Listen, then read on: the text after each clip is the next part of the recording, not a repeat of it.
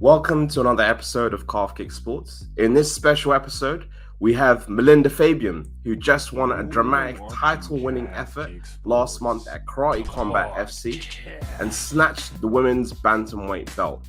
Melinda, how are you? What a war, by the way. It's a great fight. How was it having the president of Karate Combat Sports tell you right after that you had the best women's fight in Karate Combat Sports history? Hey, thank you. I'm fine. I've been sick a little, just some Oh, damn. What do you just got? illness the last 2 weeks. Yeah. It's hard to get out, but winning the title fight was my dream, and it wasn't. So it was really like built up. I had my fights before, so I really earned this title fight. Yeah. So I'm very happy with it. No, it was an incredible performance. I mean, it was strange because it started off very technical, leg kicks, like it was great technical, and then like after it just became complete brawl. How did that just naturally happen? Did you expect it to go that way? Yeah, the thing was that I kicked my right foot when I Yeah. was warming up with my partner. I kicked him on the elbow, Oh, and damn. it just got like this big just before the fight. Yeah. And then I was just trying to not think of it, of course. And then I think in the first round or the second round, I also kicked it, like kicked the wrong angle, and it really hurt. I think you could also see like I was like like jumping on one leg, like Yeah. the karate kid, and so I was thinking like, okay, how will I win this technically, because I don't have my footwork because of that injury.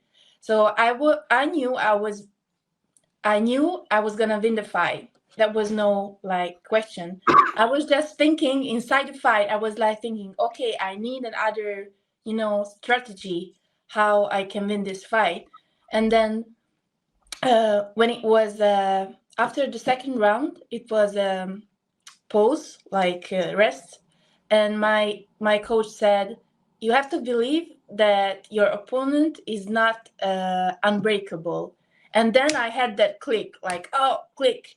And I also remembered those clicks when, like, a decade ago, I had my black belt exam and I had my 50th fight, like, and you just had to go and just fight. And I had that click again, and I was, okay, now I have my black belt exam, like that. And I gave that mentality in the third round. And I was like, no way, I'm not going to stop until she's damaged. She's Yeah. destroyed. No, it was great. I love the fight. Was it surreal kind of? I know you've been exposed to big stars before, you were part of the UFC before, but is it strange, kind of hearing George St Pierre, the president, or Volkanovski, all of them saying, "Oh, great fight," or is it just something you expected? No, it was very, very, it was a big thing for me. But I didn't know that so many like fighting legends were invited. Yeah, Like I saw like the Machidas in the warming up room, and I was like, oh wow, like. But I didn't let that come into me. Like yeah, you don't. It's not the time for it.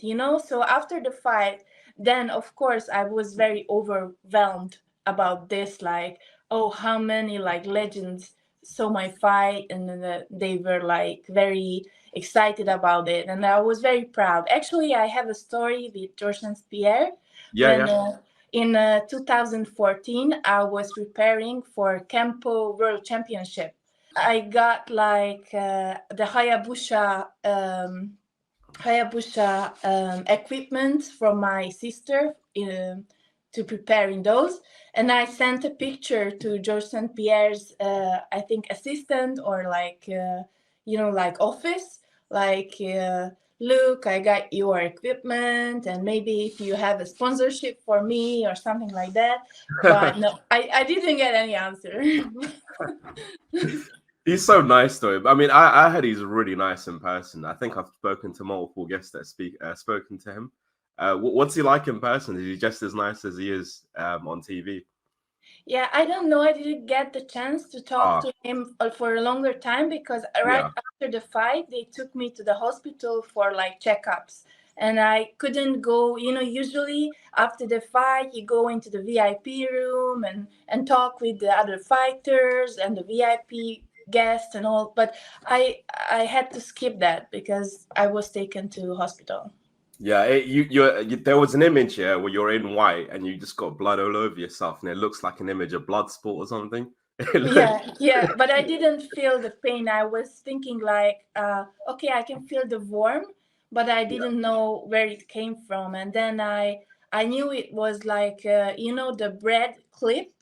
It yeah, it just scratched my scalp, and that was it. It wasn't a big like nothing. I couldn't feel any pain. It was just the blood because it hit like the bad spot, and yeah. that's Sorry, do you feel like a rematch with Omaira Molina is happening? I know you're probably getting this question like a million times, but I can imagine that would be next. It'd be a big fight. It'd be an exciting fight to make. Is that what's next? it's really up to how we can manage the business part with with the organization, because Yeah, after my fight, like, they keep telling me that this was a fight of the night, it and was. it was a great fight, and I earned a bonus, and it was really like promised for me, and I'm still waiting for it. So Come I on, guys. really want that appreciation, because I Yeah, feel very like neglected since the show. So mhm. uh, the future is really up to how we can negotiate with the organization. Yeah. Well, guys, you got to sort it out. It's just get it fixed up. But how does it feel? So obviously the UFC. You mentioned, I think a commentator mentioned that the night that you got cut, it was like one of the worst nights of your life. Has it been a bit of a journey? Kind of moving from the UFC, and then going into karate combat, becoming the world champion. How's the journey been in general? Very, I feel um, like I don't know the word in English. Like when it's like a journey of a lot of learnings, like, because I was so um, I was very like immature in the way that I didn't know how UFC works, that I really wanted to put every energy to like be the best fighter. And I was like, I had 3 jobs, and I had 3-4 trainings a day. I also trained when I had lunchtime between my jobs. Wow. So I just really exploited my body and my mental part, and it was just very in a short time, very very dense, like, how you say, like, just work, and Yeah.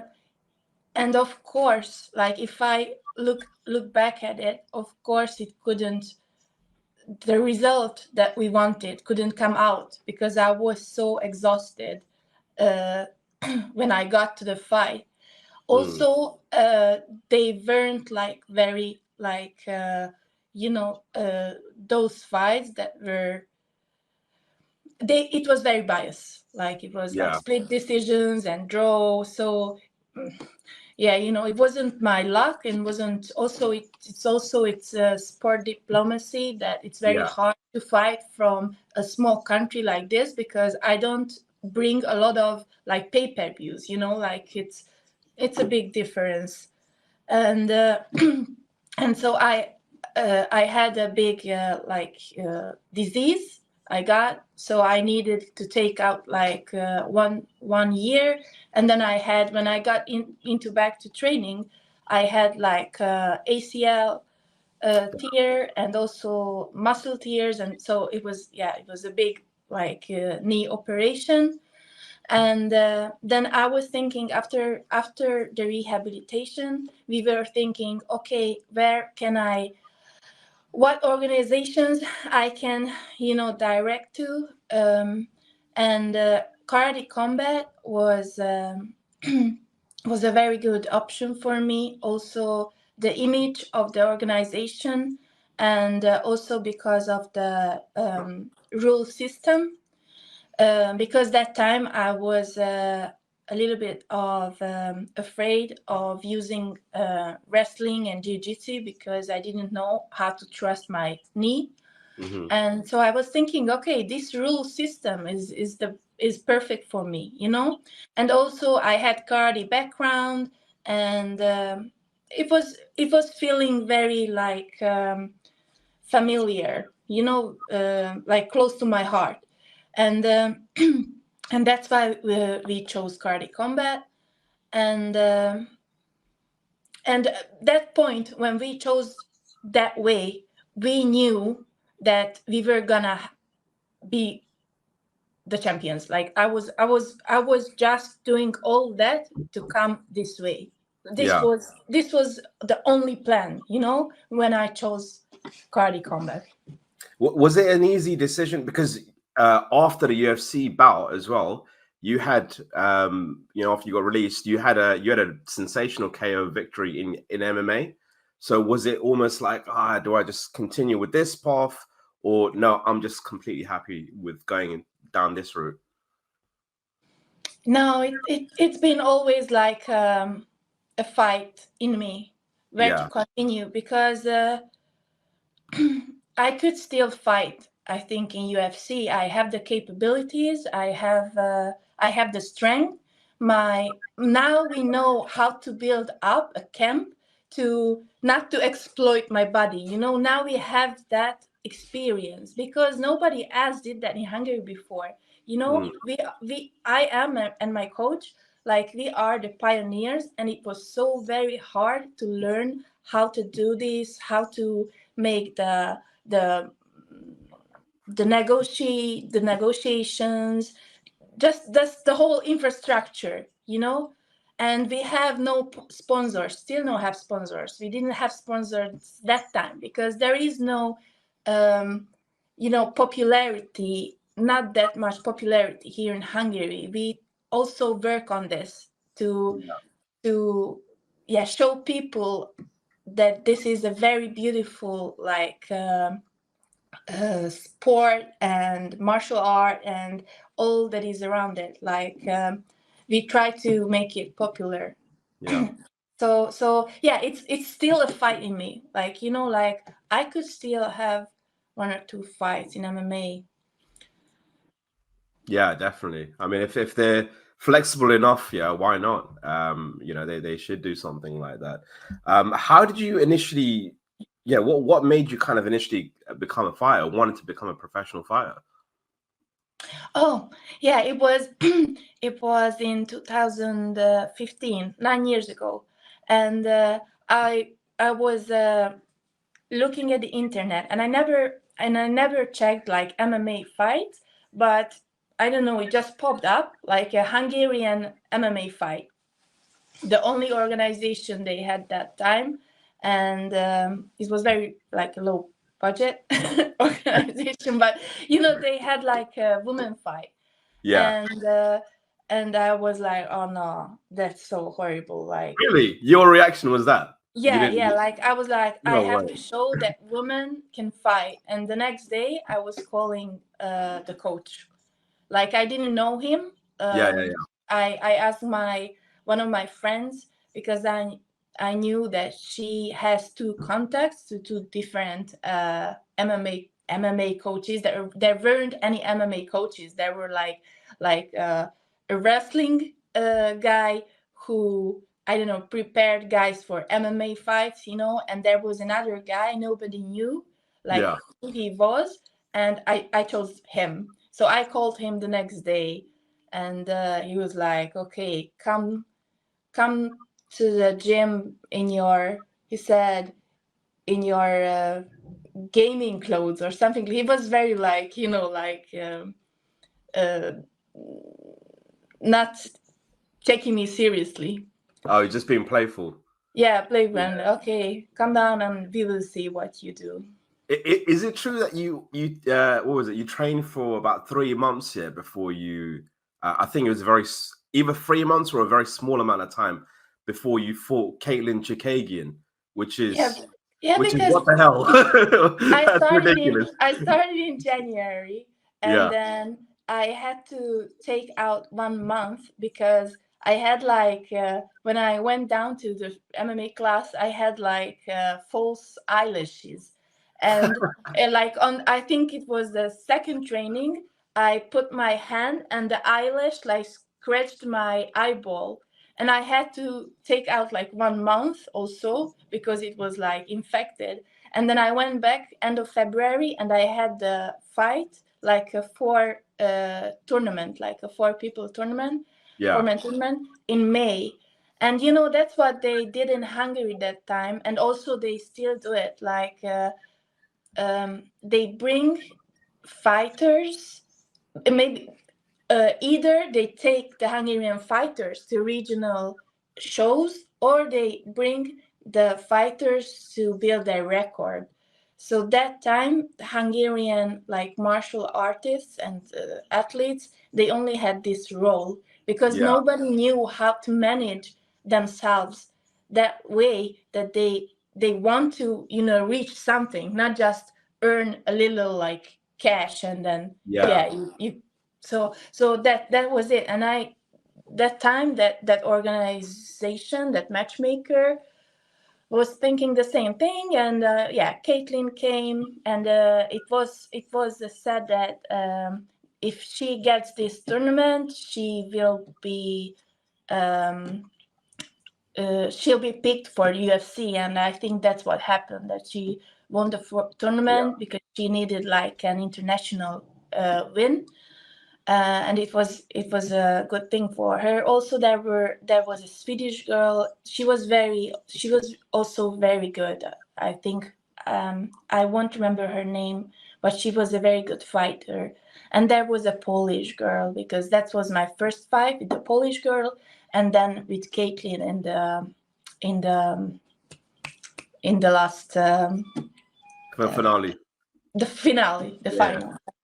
How far apart were the fights as well in the tournament? Like, were they, was it, were you given some times, or were they just all within a very short space of time?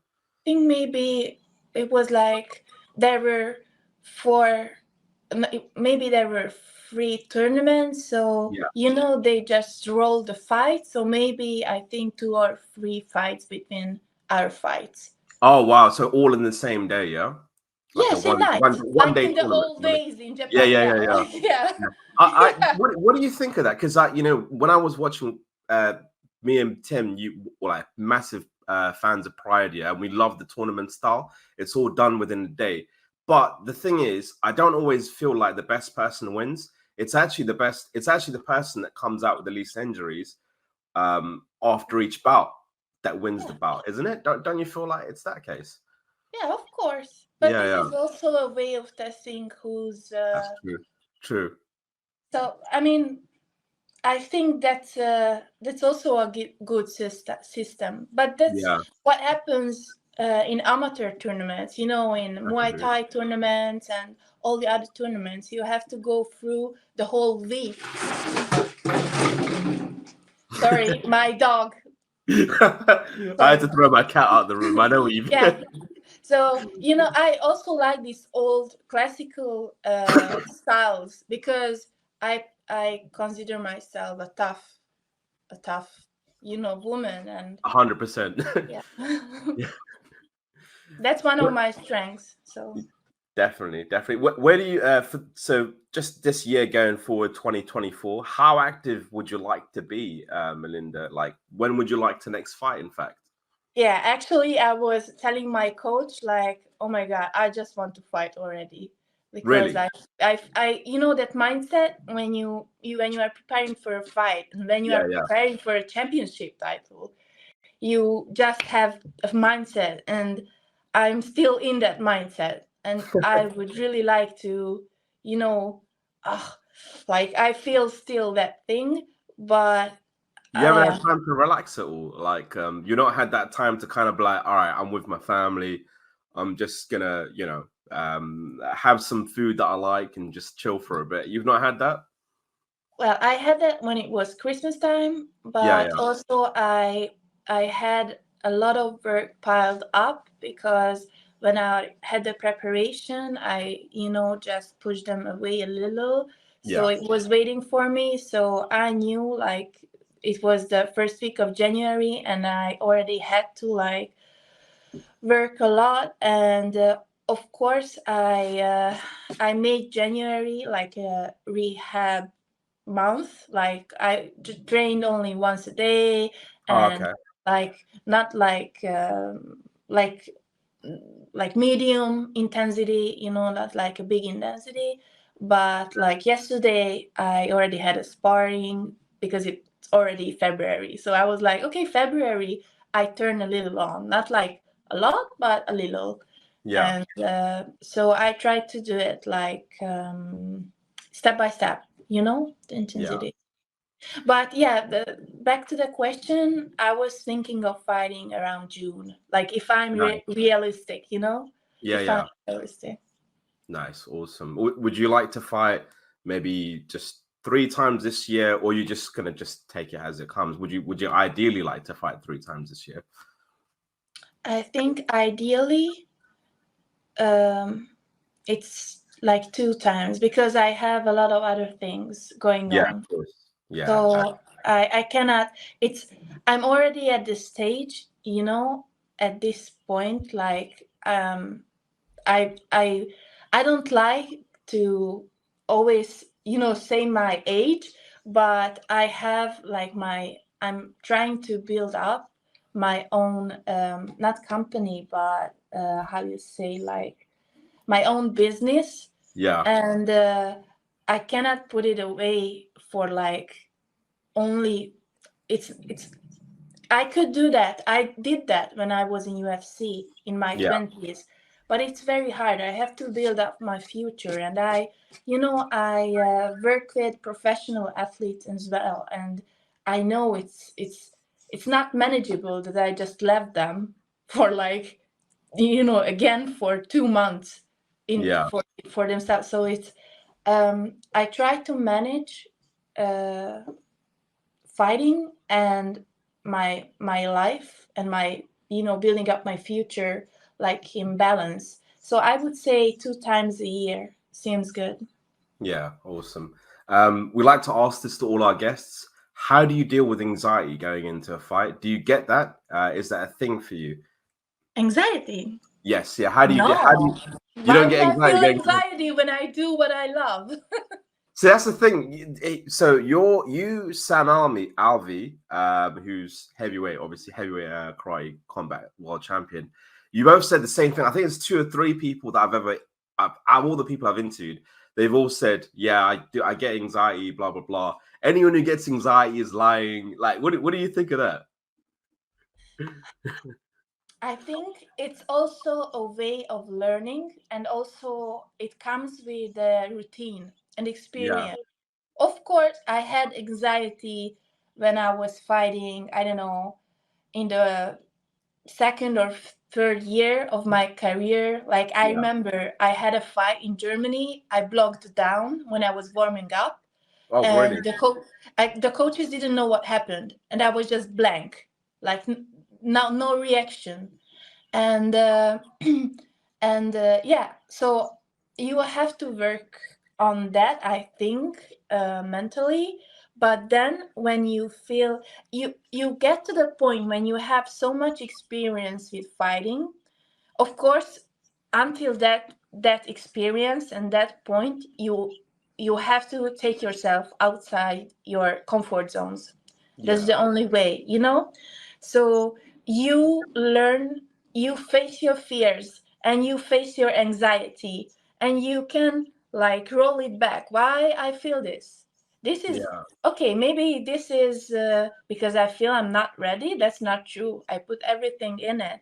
Like because I'm afraid of my opponent. Why would I be afraid of my opponent? No. So you have to just roll back everything in your thoughts, and then you get to the solution that it's only like an evolutionary like feeling, of course, because it's a stressful moment, and this is what like hundred thousands of years it's implanted into us, because we had to run away from the, I don't know, wolf and the lion, so we had to feel that in Yeah. in Yeah. order to survive, right? But Yeah. now you can just make it rational, like, no, okay, this is the feeling, is just only an instinct, but you, you know that I know, like, I love fighting, I am good at fighting, I am prepared, so I just want to enjoy every moment,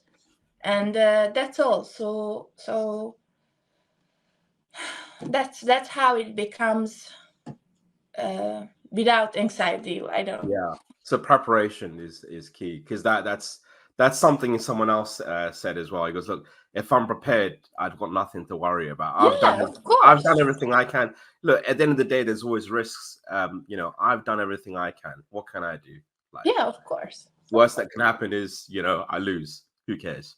Yeah, and it's always, and in a fight, like, um especially in a professional small golf fight, Yeah. there is always that X, that you build up like 5 rounds with technically, and you win all the rounds, and then, like, like that fight you mentioned, I had the Carla Benitez, the Yeah. Venezuelan fighter. She was very good. She was very tough, and the last round, last second, I did a KO.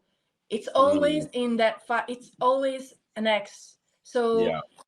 you never know. Definitely. Definitely. And final question for you, Melinda. Where do you see yourself in 5 years? 5 years. Yes.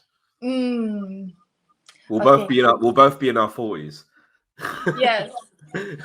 Where do I see myself? I Yeah. really want to stay around sports.